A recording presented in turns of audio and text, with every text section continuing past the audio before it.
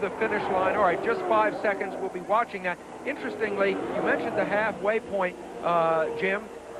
At the halfway point, wait a minute, there's a yellow flag, and there's been a wreck. Well, that's on the Not back serious. straightaway. Well, the car has spun around.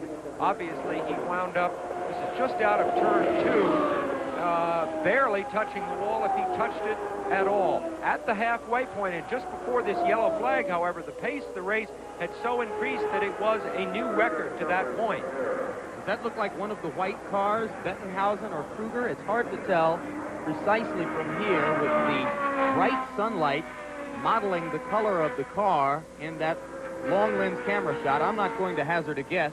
It is a March car, I can tell from the roll bar, but let's not rush the identification, although the driver looks fine. I thought I saw something moving there in the cockpit, which would indicate that things are probably...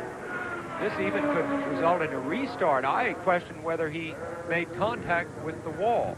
Meanwhile, Mears is entering the pits, and some of the other cars are also finding their way onto pit row. Well, I see both of the white cars in the pits. There goes Bettenhausen, and Kruger is visible over to the left, so it does not look as though it is either one of those two. Well, perhaps it is. Let's just wait. Yes, let's be careful. He's fine. They might arguably... 16. No. Now we're going to see it. It is Johnny Parsons in 95. I thought that car was more yellow than that. I don't think... No, it was yellow because they bought it from Penske, but they repainted it, yeah, Jim. Johnny Parsons. So it is Johnny Parsons. It was yellow to begin with. Watch to the extreme left as he just seems to be a little wide and actually loses control. Now we'll see if he touches the wall on the outside or not. Perhaps not. Terrific. He misses the wall there. And now begins, I suppose, a fishtail kind of thing where he struggles for control. Ooh, he almost caught it. So, not entirely dissimilar from what happened to Danny Sullivan last year, except Sullivan caught it on that first fishtail. Johnny Parsons did not.